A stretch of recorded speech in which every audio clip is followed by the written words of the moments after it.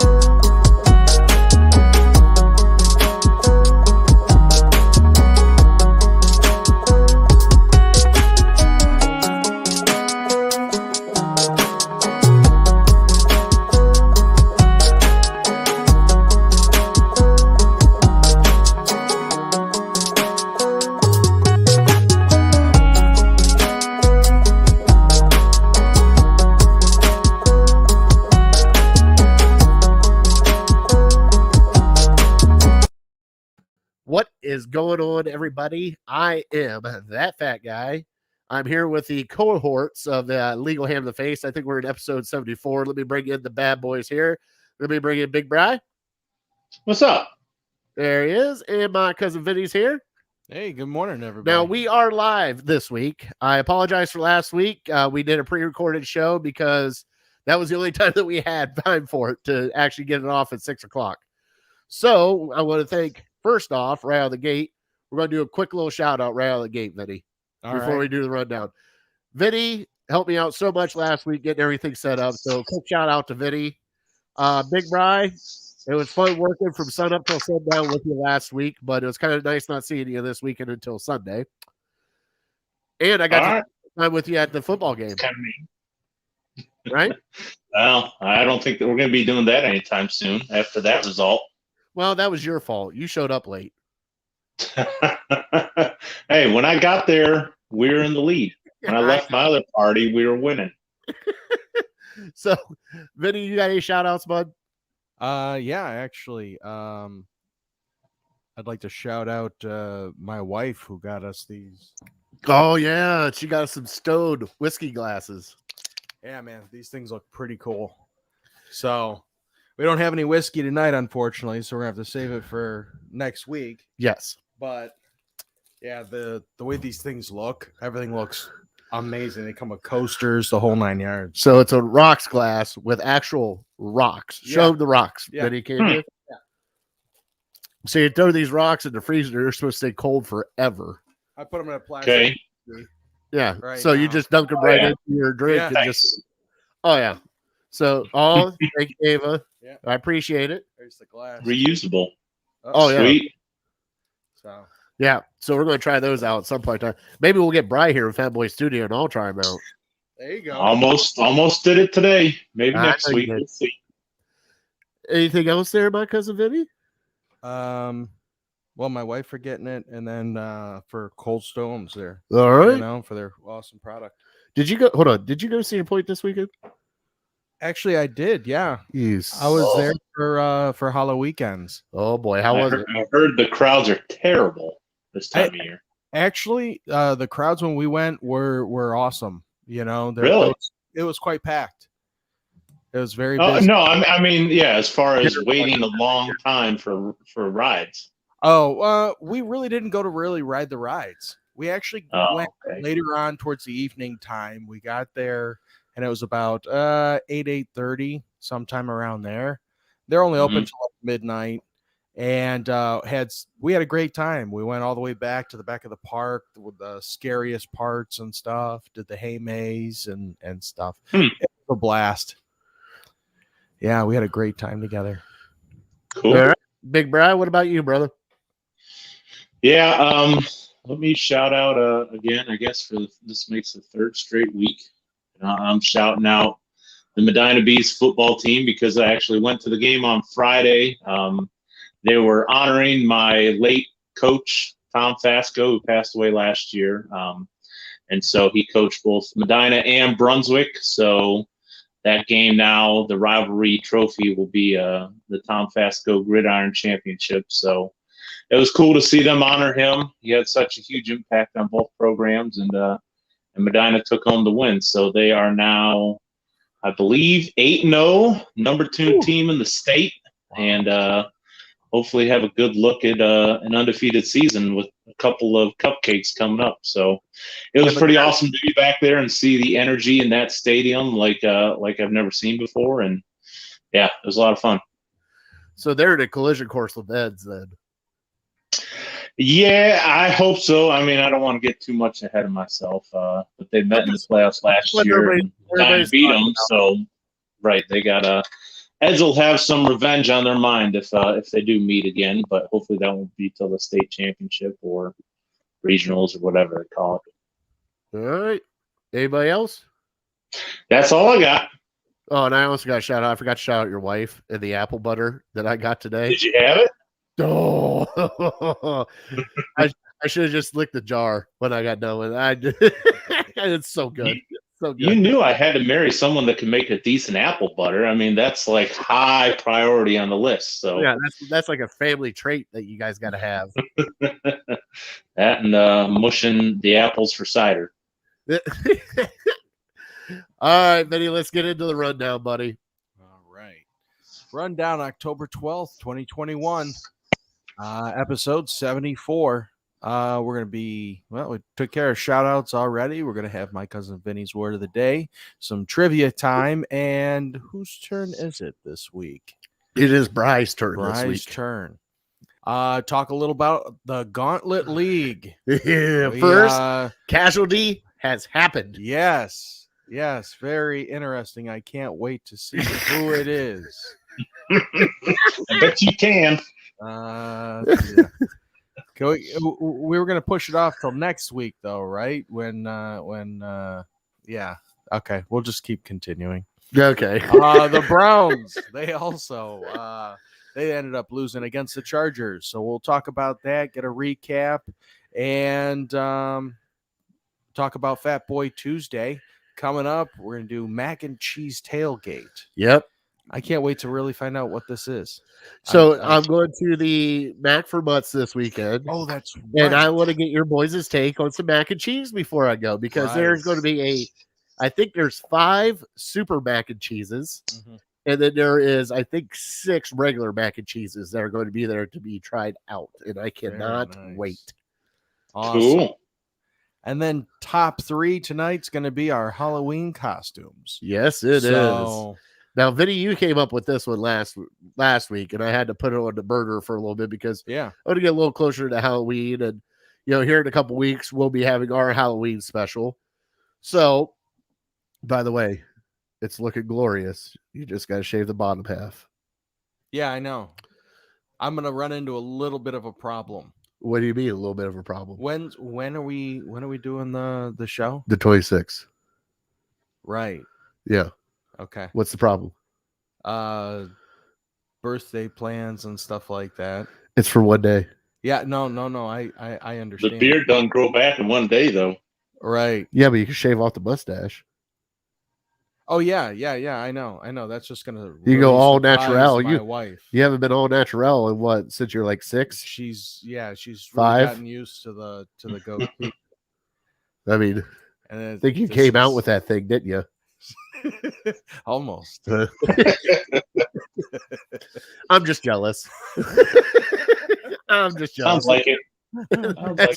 That's just hate and jealousy right there. Sorry.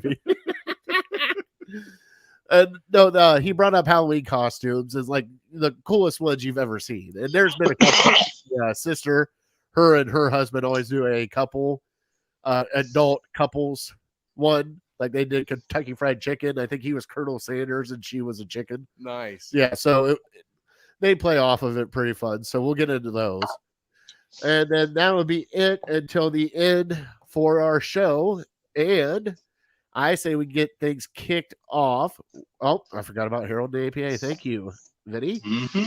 Our show is brought to you by Harold Keel in the Lake Erie APA. He is sponsoring also us and part of the Gauntlet League. He is giving out some merch and I think a hoodie, a hat, and a t-shirt. I'm not sure which all he's giving out. But he will be finding out soon because we found out the next person to go down to the gauntlet. Should we get into the gauntlet now before we? Yeah, quit Let's teasing it. Let's Get just out of the way. get to now. Pull off the Band-Aid.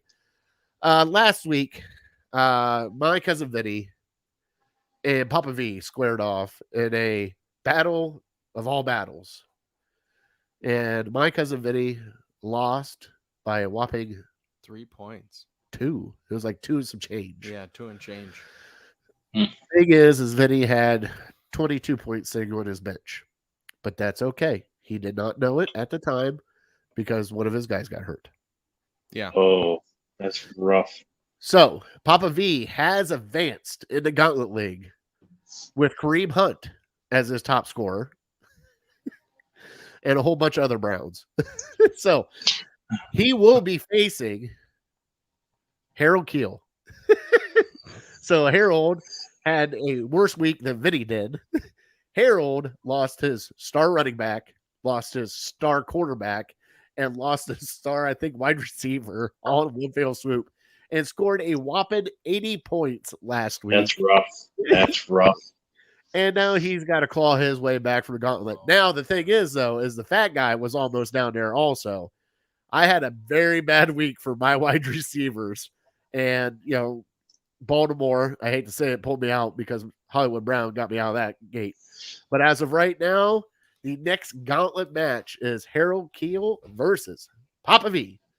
Vinny, your team is locked in. You cannot move anybody from your team, and you are done. Thank you for joining the Gauntlet League. Yep. That's all right. We'll share the whiskey when either me or Brian win it. Can't wait. I meant to add the stipulation that if you finish first one week, you should be safe for the following week. Can we start implementing that now? Whoa. Why? Because you scored 200 points on your team? Yeah, so I should be good, right? Can I do that? Highest total I've ever seen. It was like 208 points you scored. I can't even remember who I know I have Tom Brady. I can't remember who else I have. Tom Brady had 64 points by himself. Tom Brady had a lot. Yeah, it was like 45. He went off. One of your running backs went off, and a wide receiver went off all in one fell swoop. In one league, I've said in the past how I don't like to have Steelers and Ravens on my team. Well, I also, if I can avoid it, I try to sit guys who are playing the Browns that week. And, yeah, I sat Justin Herbert and Mike Williams. And they combined for like 90 points between the two of them.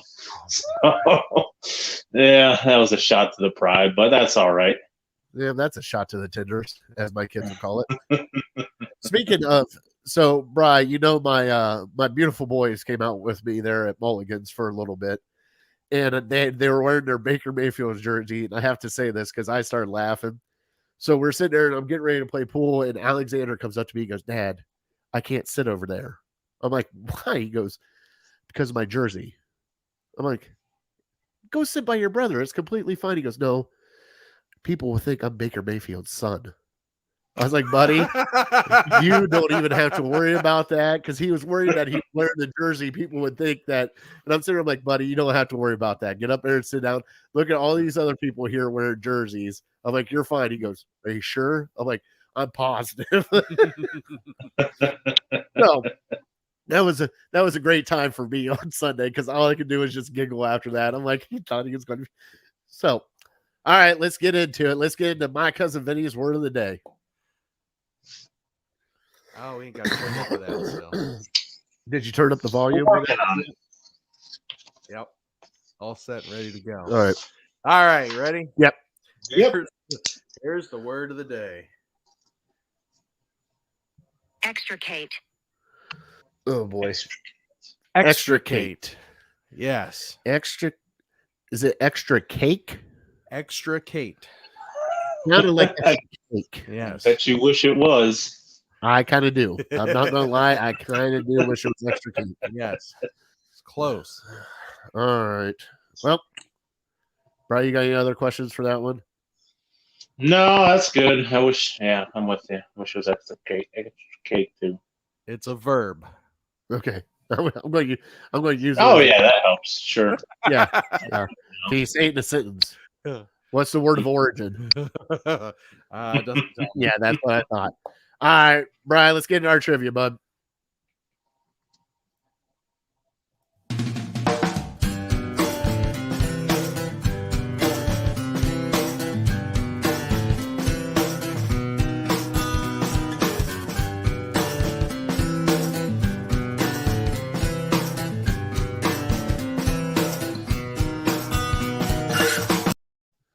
Our trivia is brought to you by Papa V and Curb Appeal Landscaping. Papa V, you're sneaking right on through, buddy, with all the Buckeyes and Browns players that you drafted for this fantasy draft. All right. So, Big Brian, give it to me, bud. It's your turn for trivia. Yeah, and I'm going to need you to be a little honest here and let me know if you've heard this one because it's been a popular question over the last week, and it has to do with Joel Bitonio being the fourth Brown to start 100 games in his career. Have you heard this one? I have not. Okay, so he's the fourth Brown to do it since 99, since they came back. Okay. So I need you to name me the other three, and your hint is special teams players do not count. So Phil Dawson, Josh Cribbs, don't count. No, you cannot do that because Cribbs was a wide receiver / quarterback also. Well, I mean, you could guess them. You're just going to be wrong. I'm trying to tell you right now, Josh Cribbs and Phil Dawson are not the answers. So 100 games besides 100 career starts. Three others or four. Mm-hmm. One should be a no-brainer. Three more. So yep. 3 more. So Joe Thomas, we'll take Joe Thomas out of there. So 3 more. Okay, there's your no-brainer. So 2 more. So I got 2 and more. You get one of them, I'll give you $50 if you don't cheat. Why would and the other one's gettable. Why would I mean, you've heard of both these guys. I don't know. I mean, somebody could throw it up there on the comments, and I would never know about it. Justin Masters would never do anything like that. All right, you named him. The bet is off. No, he hasn't even commented yet. So we're good. All right. We're good. All right, I like it. Keep a close eye on it. Yeah. Thank you, Benny. Yeah. Thanks. Mm-hmm. All right, well, let's get into it. Let's pull off the Band-Aid, get really into it. The Cleveland Browns lost against the Los Angeles Chargers, 47-42. A all offensive, no defensive kind of game, and there's reasons why for that. Brian, what was your thoughts on the game? I mean, you and I watched the tail end together. I mean, I hated to take home a win for our little schedule league that we got going on over here, but this game scared me right out of the gate, and this was the one I circled, right, and I told you about it. So, how did you feel about the game?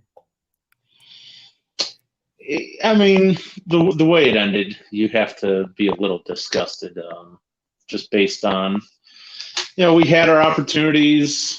You score 40 points, you should win 9 out of 10 times, and it just didn't happen for us. And if you want to be positive about it, you can come up with certainly plenty of reasons why we lost.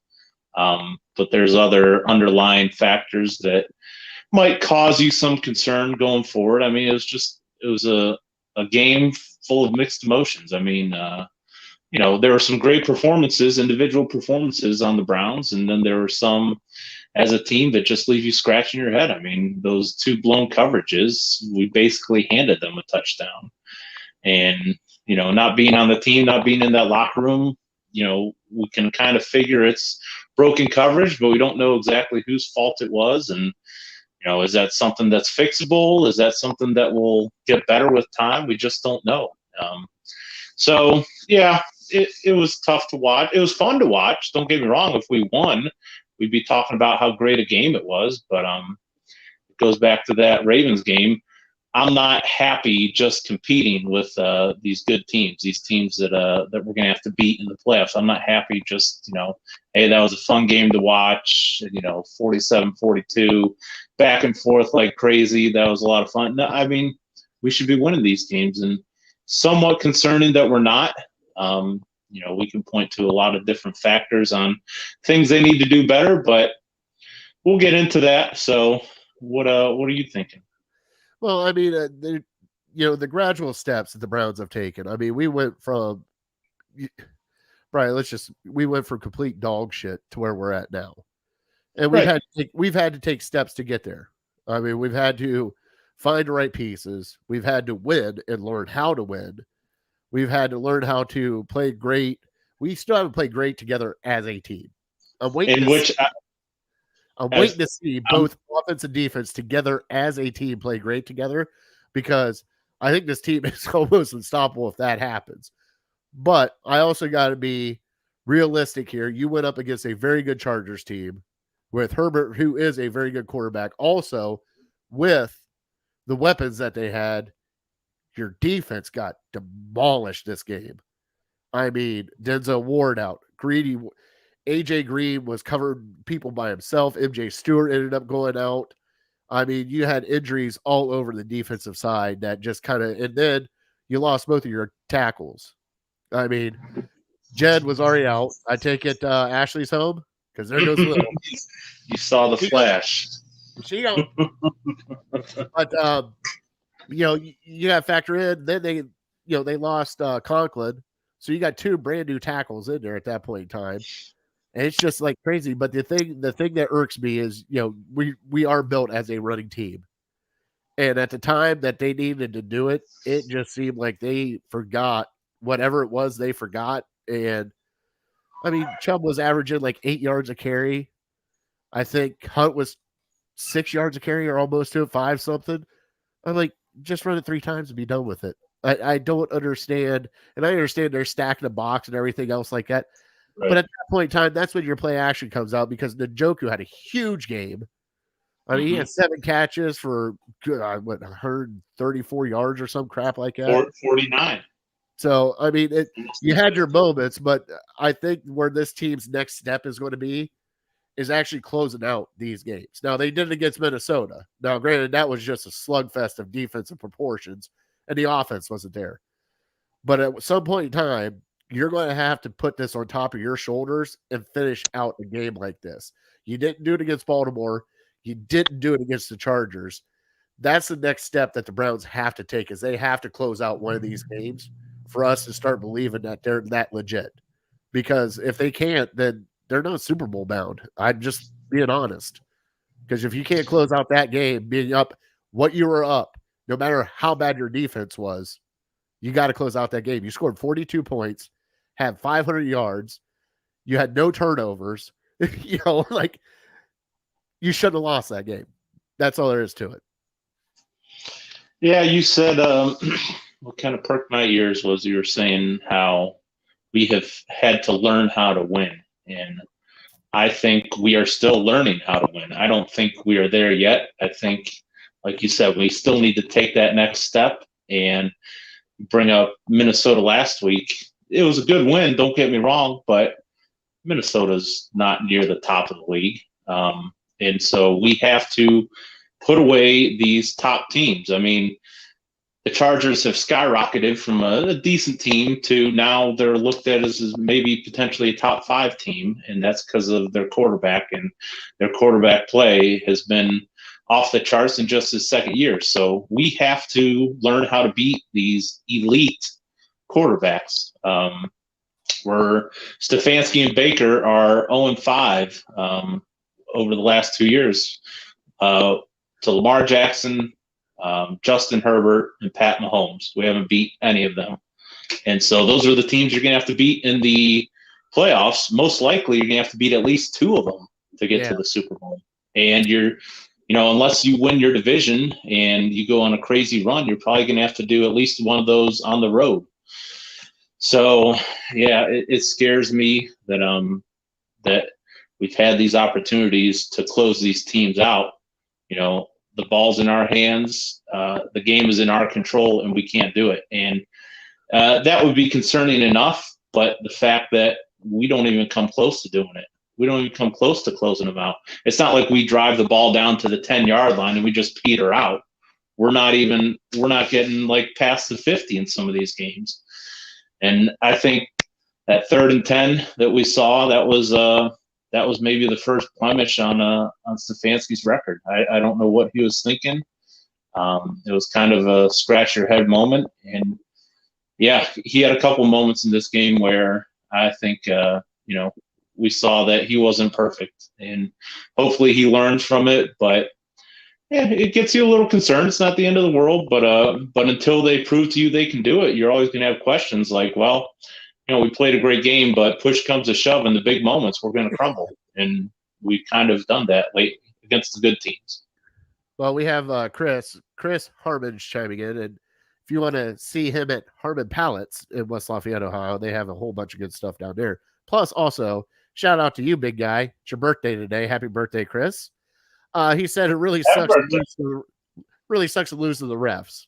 We'll get into the refs a little bit later. The refs made some very questionable decisions, like somebody on the payroll or something. We'll figure that out here a little bit later. But I want to get into our defense. Our defense is battered and torn right now, Bri. You had Greedy's hurt. Denzel's hurt. Clowney's out. Garrett's a little bit banged up, but he's not bad. MJ Stewart is now on injured reserve. You have guys playing that MJ Stewart was playing safety and corner the entire game. You got Troy Hill playing on the outside where he doesn't play. Mm-hmm. We're into this spot now where the defense is really, really hurting. And, now granted, none of them have been completely devastating blows to the, we haven't had that one just be like, and it, the injury report hasn't really came out yet until tomorrow? Yeah, usually Wednesdays when they first report everything and talk to Stefanski. But they've taken some jabs and they've taken some hard shots on the chin, and like even JOK had to go to the hospital for a throat contusion. Doesn't sound nice. What? But our defense did get gouged. You can't leave Mike Williams 40 yards open. I mean, no offense to Justin Herbert, and I don't have the strongest arm in the world, but if Mike Williams is open by that much, I'm pretty sure I could tattoo him with a football at some point in time. I mean, it was Bri, he even slowed down, caught it, looked back. Oh, he could have, and then took off. Like it was like cartwheel. Those are the things that you kind of got to keep in front of you. You can't let them. And if you take away those two big plays that we were talking about with Mike Williams, guess what? That's a whole different score. Those are 2 touchdowns right off the board, right there. Mm-hmm. So those are the things you got to clean up. You cannot lose to big plays in the NFL. I know they happen, but not that kind of. If he would have made a tough catch, and safety was draped all over him, kudos to you, bud. What a hell of a catch! But to be that far wide open, and there was nobody. The towel boy was closer to him than most of the Browns players. It's bad. How are you feeling about the injuries and the way the defense kind of petered out this week? Yeah, it's tough. You figured they weren't going to keep up their all-star performance they had the last couple weeks, but certainly we weren't expecting 47, and what they scored like 34 points in the last quarter and a half, which is unheard of. But 26 in the fourth quarter. Yeah, I mean, it sounds like an excuse, but we were gassed. We had guys in there that, don't have a whole lot of NFL experience. You mentioned AJ Green, who had a valiant effort. We needed him, but, the fact of the matter is he's going against 2 Pro Bowl receivers, and how's he supposed to stop him? And he's getting held by Mike Williams and getting called against him. So that was even a hold. That was worse than a hold. That was almost like Sub-Zero, just freezing him right there and then just kicking him right in the face. Yeah, and I try not to blame the refs too much, and I know you can. There's no doubt they made some terrible calls.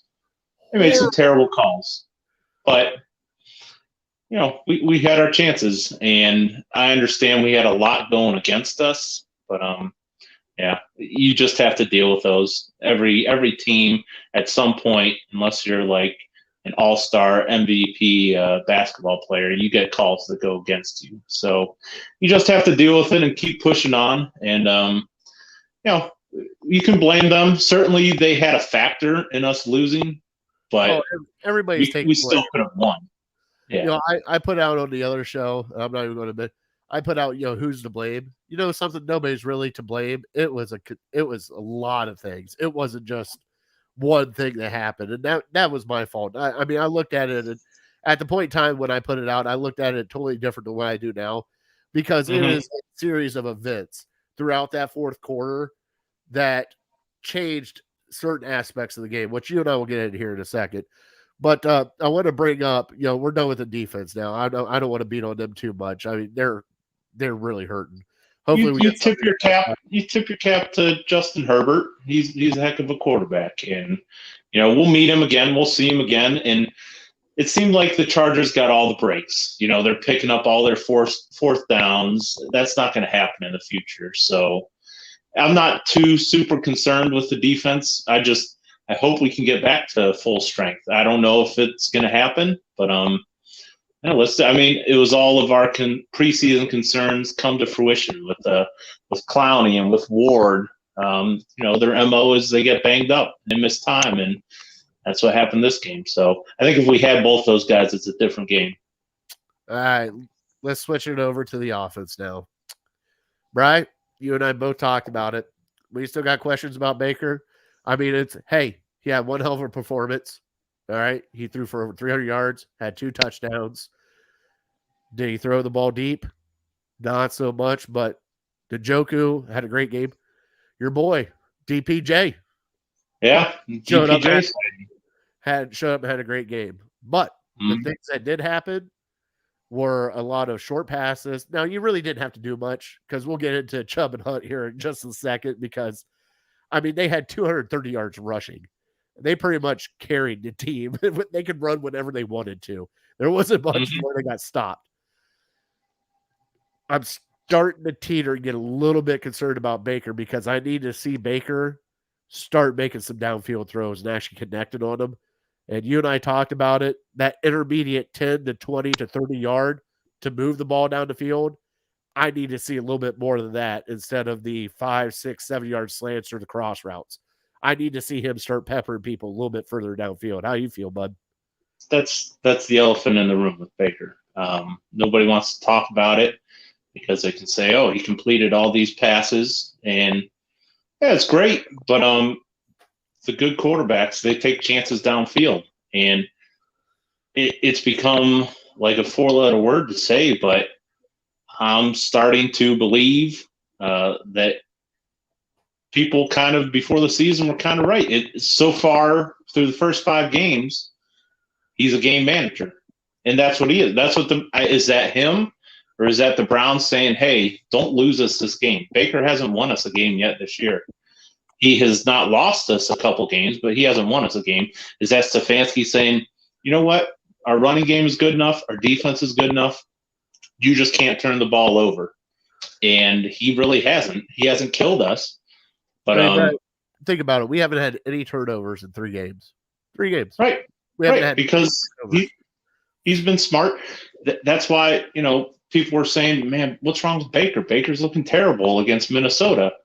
It's because he didn't want to throw that interception to cost us the game. So he said, either I'm going to sail it over their heads, or, I'm just not going to throw it. I'm going to take the sack. And so when he did throw it, he's like, "Hey, hopefully my guys get it."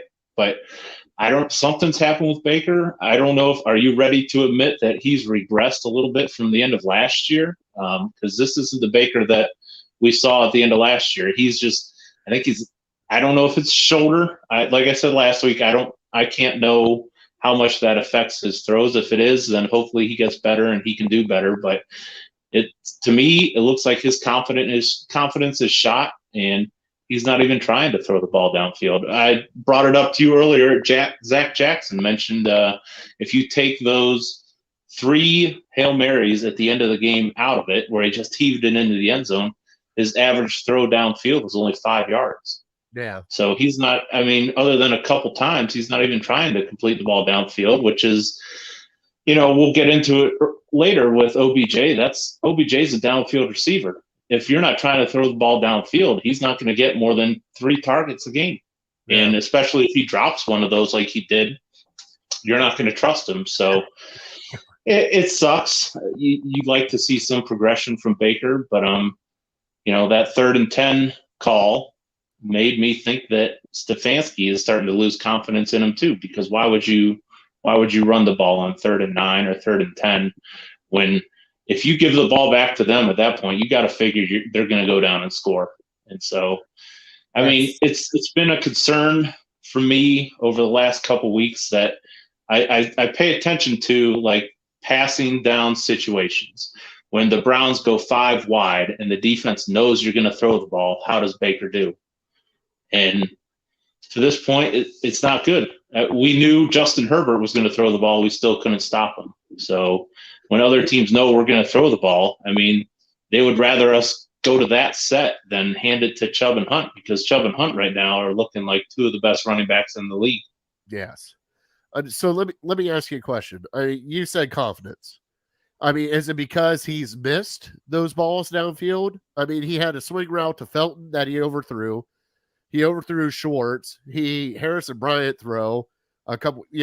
We've had these, and the one to Odell that was whatever the hell that was at the end of the game that would have sealed off, the win that he could have done. Do you think he doesn't have the touch to go downfield right now, or is it just?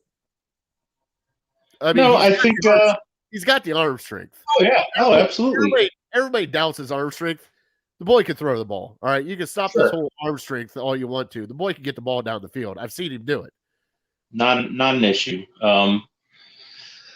We just don't. We've talked in the past how Baker's such a momentum guy, and he feels confident throwing the ball short, like we've seen. I mean, he had a high completion percentage again, but without that 71-yard pass to Njoku, he's just kind of pedestrian with 230 yards passing or whatever it would be. But you just need to build his confidence, because he doesn't need to throw the ball downfield against the Texans, against the Bears, against a Minnesota team that's only putting up 7 points. He doesn't have to do that. But when we play the Justin Herberts, the Lamar Jacksons, the Josh Allens, the Pat Mahomes, you're going to have to throw the ball downfield, because unfortunately, your defense has not proven that they can stop an elite quarterback. So you're going to have to win shootouts, and you can only rely on run game for so long until once you fall behind, you have to throw the ball. And the Browns have not been good when they're chasing points, playing from behind late in the game. Yeah, the other thing that needs to happen, and you and I both talked about this, we have, 12 more games left? You get in this situation again, I don't give a damn who's behind you. I don't care if it is Jim Brown. We need to see what this kid's got. He's got a contract coming up. If he can't go out and do something with it, you already signed Chubb and Hunt. They're going to be here for a while. Don't worry about them. We need to get the ball in Baker's hands and see what he actually does have. I want to see what kind of tank he does have and if he can actually do it. And if he can do it, I think he can. I personally think he can. I told you when they drafted him, I love that draft pick because there's something about him. I don't know what it is, Bri, but you look at the crap show that he's had to go through. Hugh Jackson, Freddie Kitchens, Greg Williams, all this stuff to get to this point now. And he's still won games for us. It wasn't, and I think this might be like the Browns guy in me, because it's like, we see shit all the way up until Baker Mayfield, and we got a good quarterback. We don't know if he's great. We don't know if he's elite, because we haven't seen that step yet, but he is a good quarterback, and we haven't seen that in 30 years. So it's got to be elite, or, well, we don't want you. That's where we're at now. Why can't he just be a good quarterback? Yeah, Baker Mayfield's not going to lose you games. No. Because he's a smart quarterback, because he's going to make the right plays. The question is, does he have the ability to make those elite throws?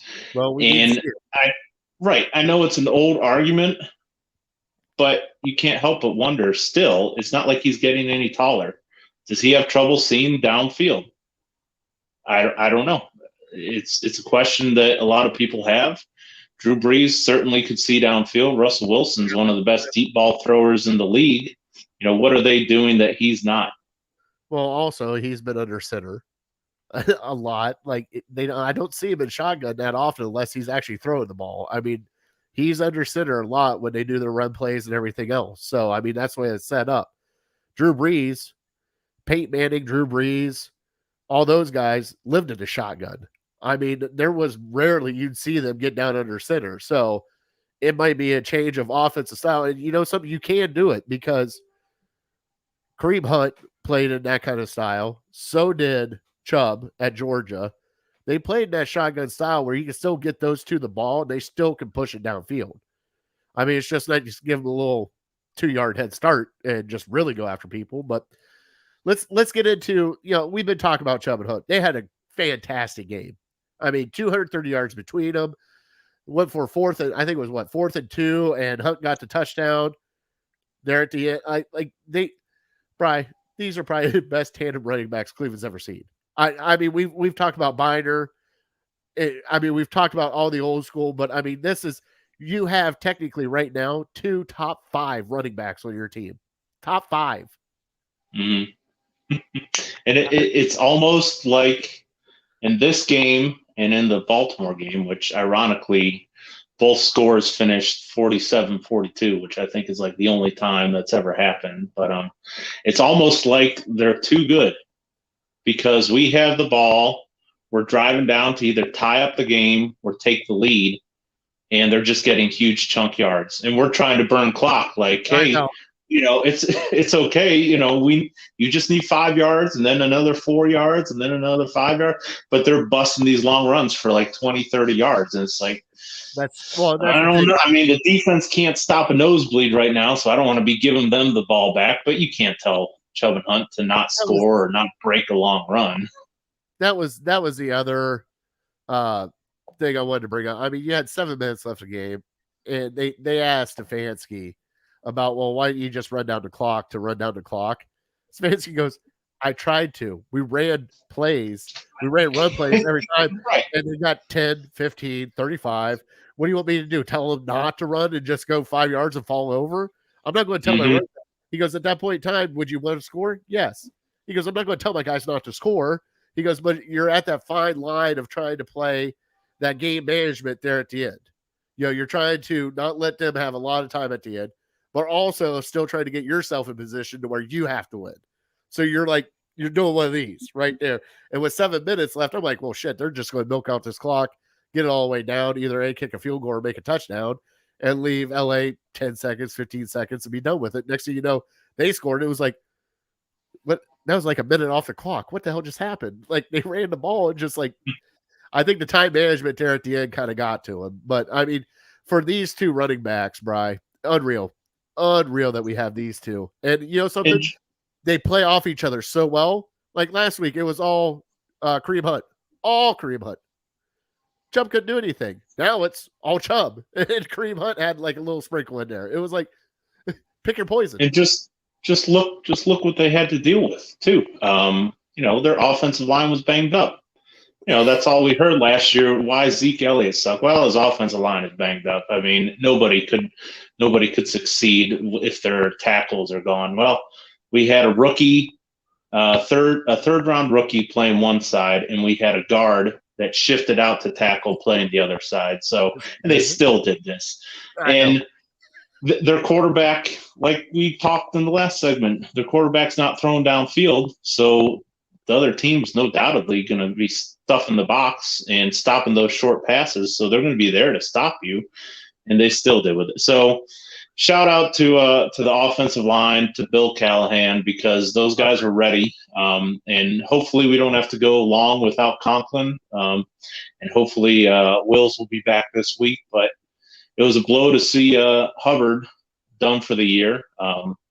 But with these 2 guys, I hate to say it, it doesn't really seem to matter who's in front of them, because that would be to take away from Batonio and Treader and Teller and what they're doing. But you just have confidence that whoever's up there, they're still going to find a way to get it done. So it was awesome to see Chubb bounce back. I mean, he's had kind of average days the last couple weeks, but this is the Nick Chubb that we know we have, the best running back in the game. So it was fun to watch. And yeah, I mean, we could have ran it all day down their throat. There was no stopping them. We just wish that we weren't put in a position to where we had to throw the ball, because if we wanted to score every drive, I have no question that if time wasn't an issue, we could have just ran it down their throats all day and scored touchdowns.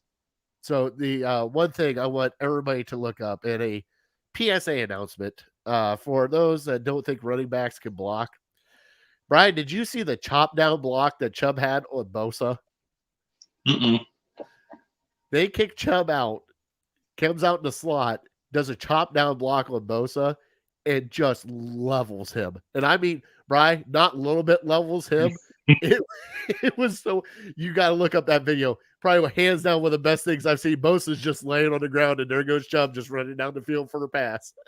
He's a torpedo. I mean, he could probably squat more than Bosa can. And, I mean, he's just because he weighs a little less, he's taken for granted. But, yeah, I mean, we've all seen the Chubb workout videos. He's an unbelievable specimen. All right, Brian, you want to get the elephant in the room? What's that? Odell Beckham Jr. You had 3 targets, 2 catches. I think 2 catches for 20 yards or something like that. Mm-hmm. You had a 4th and 2 that I don't know how the hell you didn't catch it, because it hit you hands, chest, face, everything else. You can catch these amazing catches, and that one is the one that gets away from you. I don't care how much pepper that Baker had on that ball. If you would have caught that, that could have been a touchdown, because there was nobody in front of him.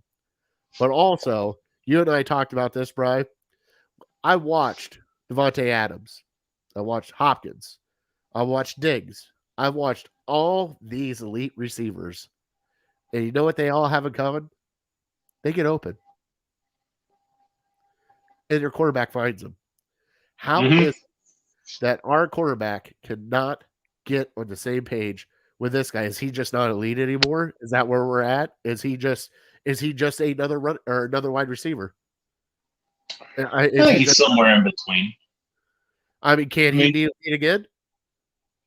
Oh yeah, absolutely. I mean, if Baker hits him on those. Yeah, I know, right, and you're absolutely right. But also, don't forget, part of the reason the Giants traded him was because he's getting hurt a lot. So that has continued, unfortunately.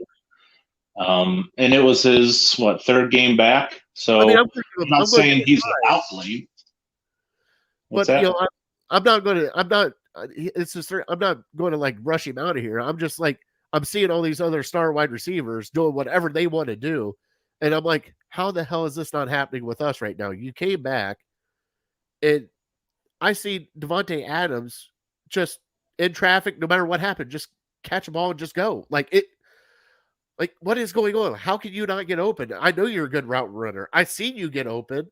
Where's the disconnect? Is it between Baker and Odell, or is it Odell, or is it, what is it? What's that disconnect that we got going on right now that they cannot find each other? I mean, I don't want to keep beating a dead horse, but let's run through the top receivers in the NFL. Devonta Adams, you brought him up. Who's his quarterback? Aaron Rodgers. Hall of Famer. Tyreek Hill, who's his quarterback? Patrick Mahomes. Stephon Diggs, who's his quarterback? Josh Allen. DeAndre Hopkins, who's his quarterback, and who was his quarterback before? Kyler Murray. Right, which I've kind of underplayed Kyler Murray. He's playing at an MVP level right now, but I mean, it's not. I'm not going to put it solely on Baker. I'm not doing that, but OBJ is a downfield receiver. If we're not throwing the ball downfield, like I told you earlier, if the Chiefs were dumb enough to trade us Tyreek Hill straight up for OBJ, I don't think Tyreek Hill is the same Tyreek Hill that he is with the Chiefs. There's no doubt he's not. I don't think he's even getting, sniffing 100 yards unless there's a blown coverage like we have with Mike Williams this week. So there's no doubt OBJ has to catch that 4th down pass. There's no excuse for that. But, if they can, he's got to be getting frustrated too, because he's running these downfield routes and he's just not even getting a chance at it. And there has to be that confidence and that communication between a quarterback and receiver, because, how many times do you see a replay where Devonta Adams is not open at all? He's covered. As soon as Rodgers throws the ball, he's covered. He has no chance of catching it. And then somehow he finds a way. Yeah. Still catches it. So there has to be that confidence there that, hey, I'm just going to throw it.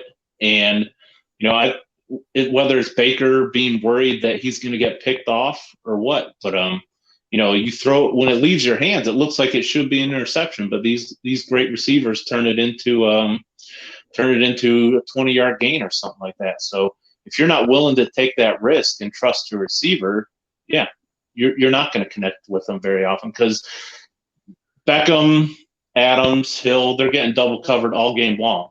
So if you're afraid to throw into double coverage, there's not going to be any success right there. So, you don't have to look too far, and I don't doubt that OBJ is still working through his injury. Yeah. But that's why the trade deadline's in 3 weeks. All right, right after the Pittsburgh game. I'm just saying, I expected to see more. Like, it was one of those ones where, oh my God, Baker targeted him just right the first game. There was too much the second game, and not enough the third game. And it's like it kind of correlates along with Baker. Like, it just well, Baker didn't look at him. Why didn't Baker look at him? Well, Baker's looking at him too much. Why is he looking at him too much? Like, there's no happy medium there. And I think all that goes away if they would have connected on that one touchdown pass where Baker underthrew him. I think if they connected on that one, we wouldn't be talking about this right now. Right, we're not talking about it. And how many times do you see? It seems like it happens every week in the NFL that you hear about these good to great receivers who have had a couple down weeks. Yeah. And in fantasy, they call it a squeaky wheel game. Like, this guy has been ignored for 2 weeks. He's probably going to get a bunch of targets. We saw it on Thursday night with the Rams. Robert Woods had 14 targets and 12 catches for 150 yards. So they were just peppering him with targets. If we want to do that with Odell, we can and see what happens. But it doesn't seem like, whether it's Stefanski or whether it's Baker, they're fine only giving him a couple targets a game. If you're scoring 42 points, I can't really argue against that. And when David Njoku's running wide open, Baker's in double coverage, I can't say for sure that that's a bad throw to make to Njoku. But you start to understand it a little more. All right, so real quickly, before we get into our ham of the game, because we changed it up. Everybody's doing a player of the game and all that. We're going to do our ham. We're actually going to do a good ham, which would be Bry, and the illegal ham, which is me, which is the bad ham. But before we get there, first off, NFL referees.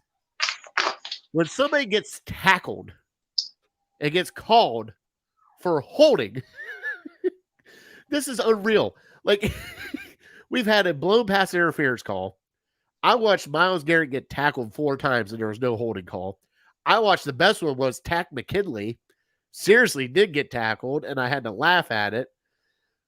Those calls there at the end of the game were absolutely just unreal ridiculous. And you know something? Get on the right page. That's all I'm going to say about it. But it's not just the refs. It's the team thing, blah, blah, blah. Last one, Stefanski. Minute 33 left. You got to do a lot better than little 6 yards passes. You got to start moving the ball down the field. Is that Stefanski or is that Baker? No, that's Stefanski, because he even came out in the press conference and said, yeah, we were trying to get position for a Hail Mary. You should not have gotten position for a Hail Mary. You should have gotten position. Terrible. You had a minute 33 that you could have moved the ball down the field. Even if you hit it in the middle of the field, you still could have spiked it and kept going. Bad call on you. Bad Stefanski.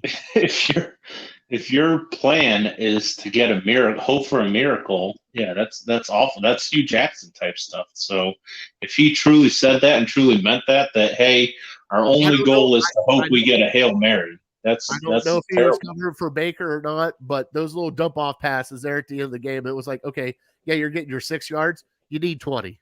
You need 25. Come on. You need chunk plays. Chunk plays. Yeah, right, exactly. 20, 25 yards, run up, spike it, get another 20, 25. If you miss it, it just stops the clock. I just noticed this. This is why I love our producer, my cousin Vinny. Get in here, Vinny. He's sleeping? No, he's not sleeping. Get in here, Vinny. Come on. Sleeping? No, look at this. Look at this. He even changed the update for us. Look at this. I am hard at Ham work. and illegal ham of the game. So, right.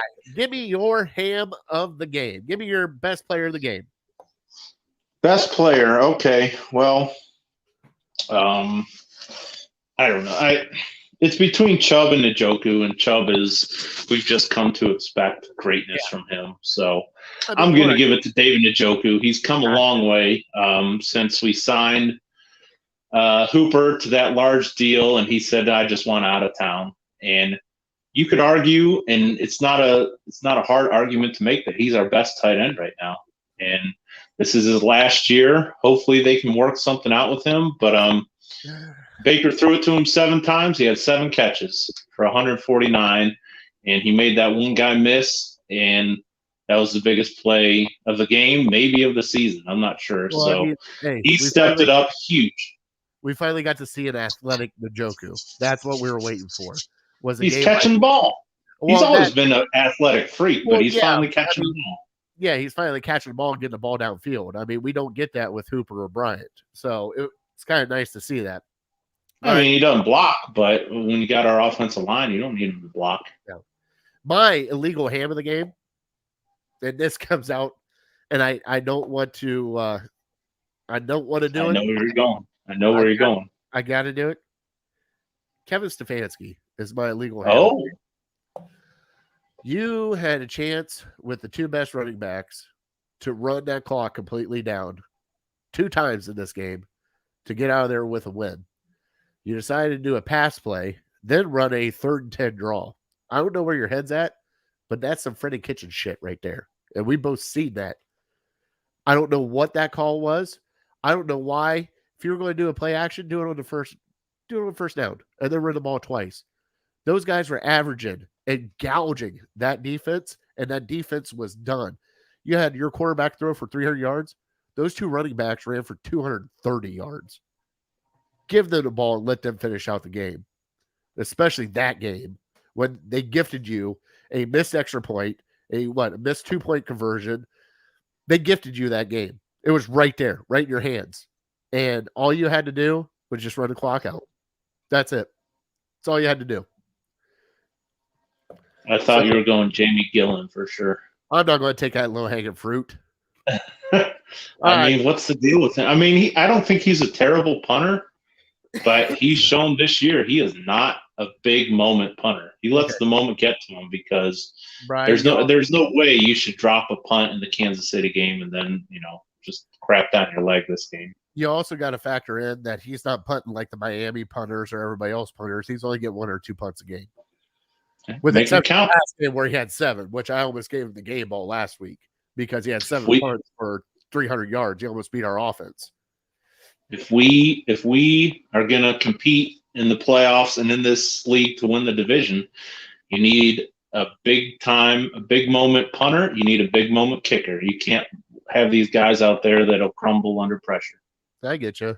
All right. Well, let's kick it into Fat Boy Tuesday. Come on, Vinny. Bring on Fat Boy Tuesday. And now it's time for Fat Boy Tuesday. Do you want to get into Arizona at all quickly and get our picks? Let's get our picks real quick because, I mean, we're right up against Yep. I know. Vinny, you got the pen and paper there? Yes, sir. Now, where are we at? I won last week because I picked the Chargers. You did, yes. You are sitting. I'm 4-1 with 2 asterisks, right? That's correct. Yes. Brian is 4-1 with no asterisks. Right.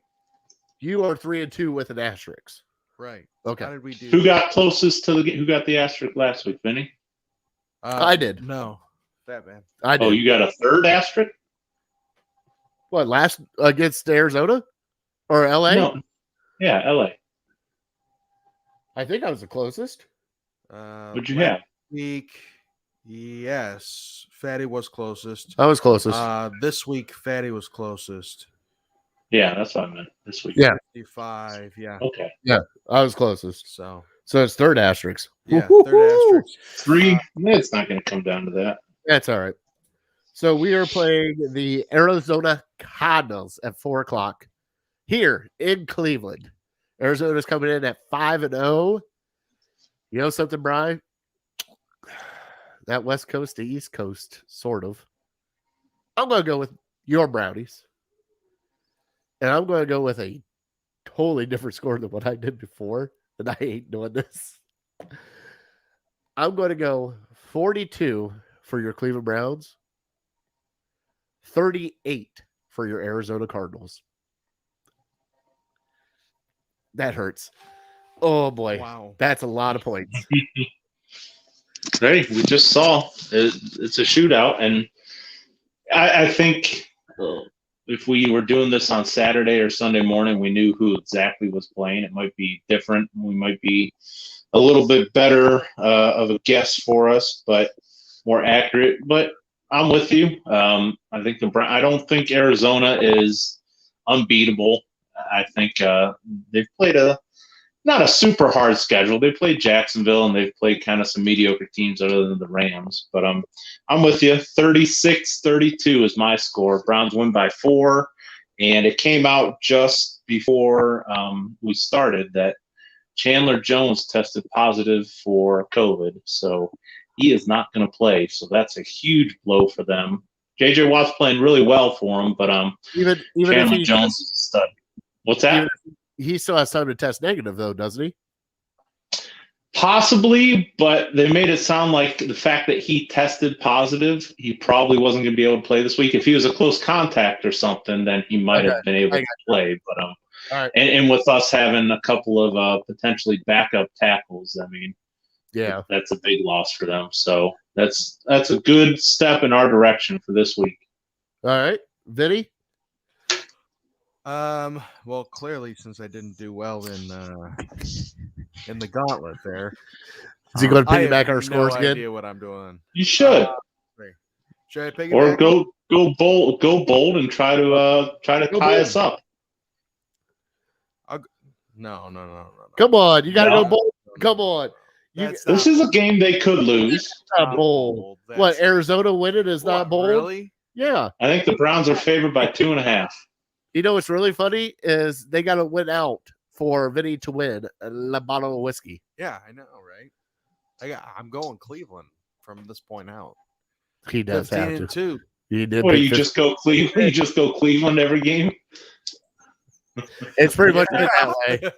You don't have to. I'm okay. Hey, whatever you want to do. You know what? I like 42-36.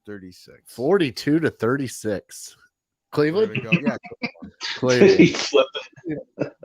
Just had to make sure. You had 42 for the Browns, and I had 36 for the Browns. Okay. Yeah. Well done, Vinny. We're gonna try that one. So we're getting into Fat Boy Tuesday here. All right. We got the mac and cheese tailgate is this weekend.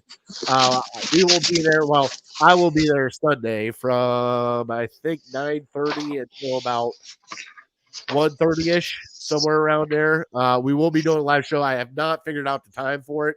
It might be at like 10:30, maybe 11 o'clock. Depends. But we are doing the Mac for Mutts for the City Dogs of Cleveland. We have donated as a group for the Dogs Table and Illegal Ham. We have donated gift spots, which we have given one away to somebody in Philadelphia who is coming to want to tailgate with us. Awesome. And one person in Arizona. So we have got 2 more spots left to give away. So catch me on the Dogs Table here in a little bit. But I want to get your guys' take on mac and cheese. I mean, because like I love mac and cheese, but if it's like Kraft mac and cheese, I put a little ketchup on it. You know, I get weird with mac and cheese, but if it's a good mac and cheese, like a solid, legit mac and cheese, I get down on it. So I want you guys to, think of some super mac and cheeses that you guys would like to eat. Bacon.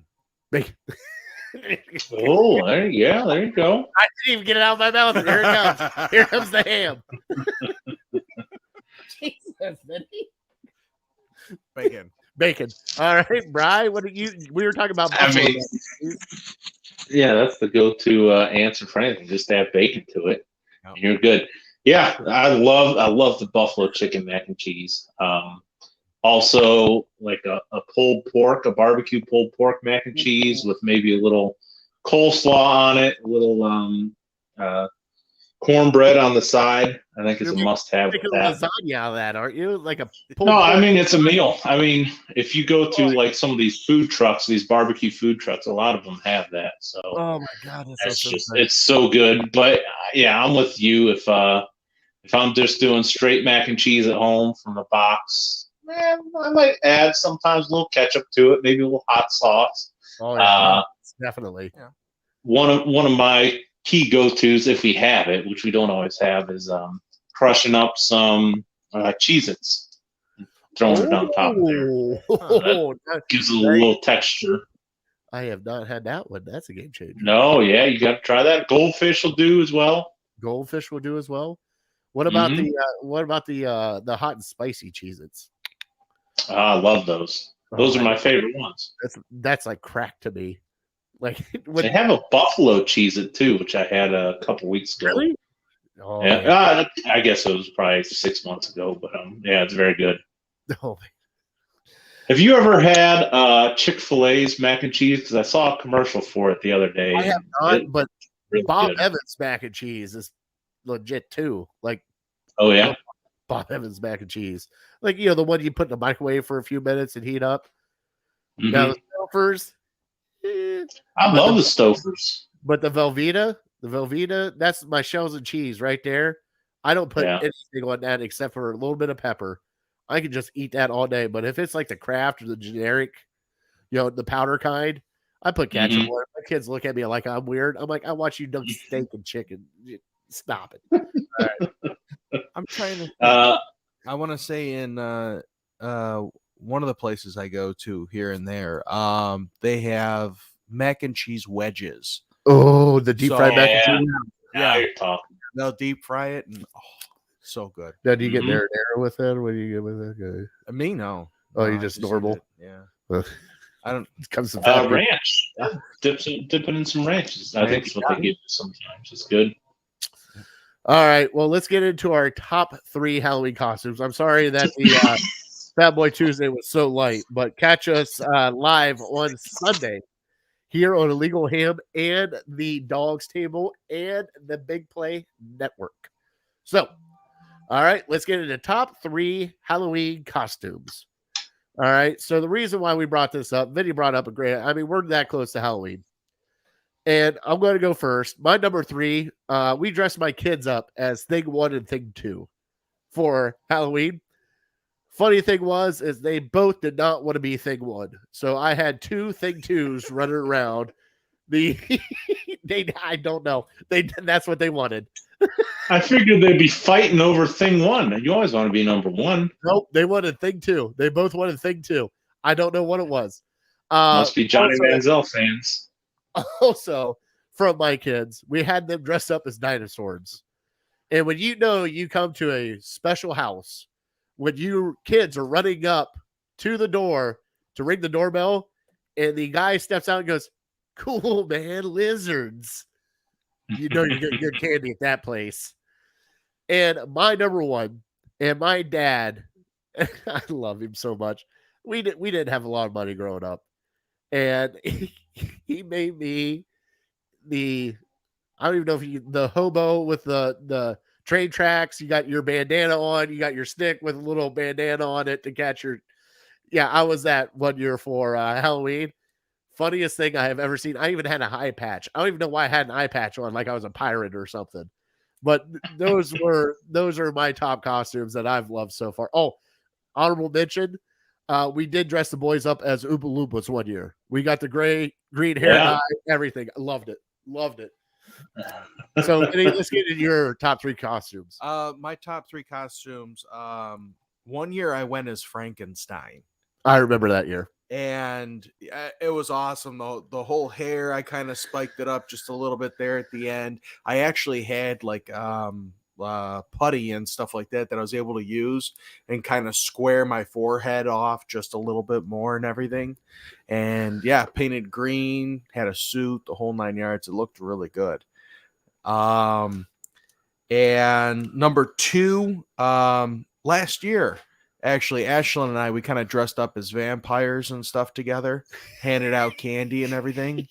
She was like the cutest vampiress out there, female vampire. It was amazing.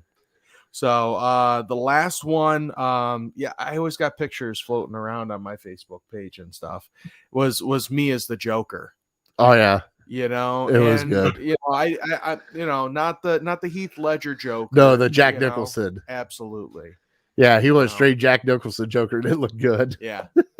Yeah. I had to spray paint the hat and everything. I made it. I made the costume look really good on that one. All right, Brian. What about you, brother? Nice. Yeah. So I was thinking about it all day today, and I was trying to think of the coolest costumes that I've seen over the years. And if I wrote down all the coolest costumes that I've seen, it would not go over well with my wife. So I decided to just do the coolest costumes that I was. And so my number 3, I've talked about it before. Growing up, I loved him. Hulk Hogan was my guy. So I was Hulk Hogan one year.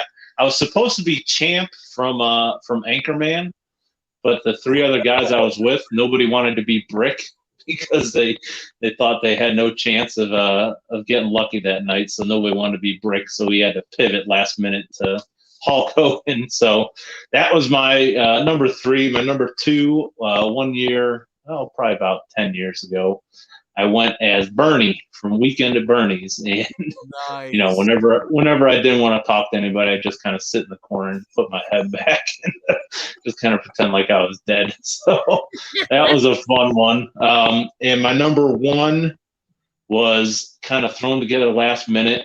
We have people coming over to my mom's for trick or treat, and I had a Browns jersey, Andre Davis 54 jersey, and not very fun being Andre Davis, but also on the team was our punter, Scott Player.